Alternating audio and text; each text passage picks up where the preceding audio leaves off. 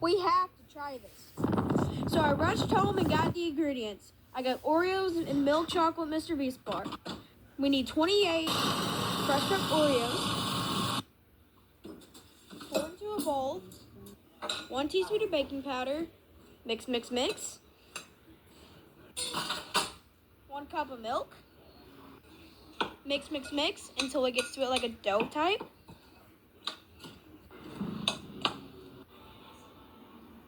Pour it to an oven-safe pan. Stop. Pop in the oven.